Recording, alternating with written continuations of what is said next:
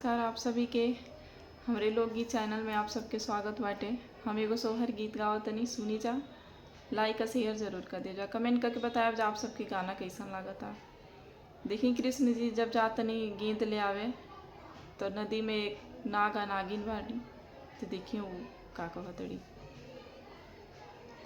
5 बरस के कांधैया त गेंद खेलन गईले हो, अरे कंस के भैले विषमाद त गेंदवा के भेजेले हो, अरे कंस के भैले विषमाद त गेंदवा के भेजेले हो।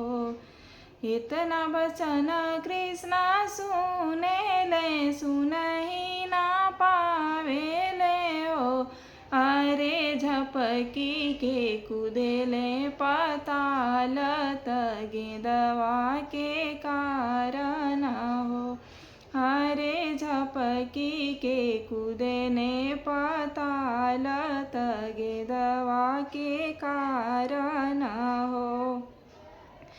नाग सुतेले नागिन जागेले, बेनिया डोलावेले हो, अरे पीछवा उलटी नागिन देखेल, एक लाल बाने न हो, अरे पीछवा उलटी नागिन देखेल, एक लाल बाने न हो।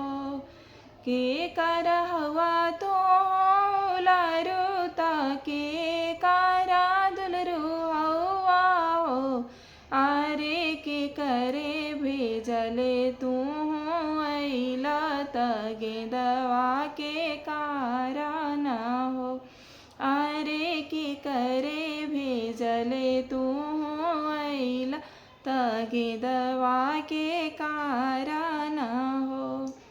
नंद जी के हाई हामाऊ लरू, यशोदा जी के दुलरू हाई हो, अरे कंस के भिजले हम आईनी त गेंदवा के कारण हो, अरे कंस के भिजले हम आईनी त गेंदवा के कारण हो।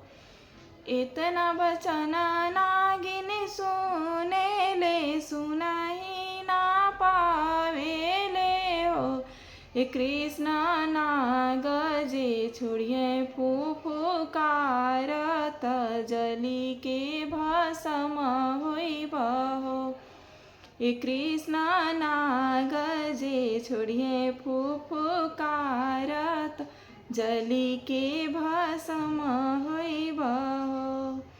इतना बचन कृष्ण सुनेले, सुनहि ना पावेले हो, अरे कुसौ खरी नागनाथ बिनाचति हम गोकुल जाइबी हो, ए नागिन कुसौ खरी नागनाथ बिनाचत हम गोकुल जाइबी हो। हाथ जोड़ी बोले ले नागिनिया त सुनी कृष्ण जी हो, ए कृष्ण राखौ मोर सेनुरा सुहाग त जनी नागनाथ हो, ए कृष्ण राखौ मोर सेनुरा सोहागत जनी नागनाथ हो।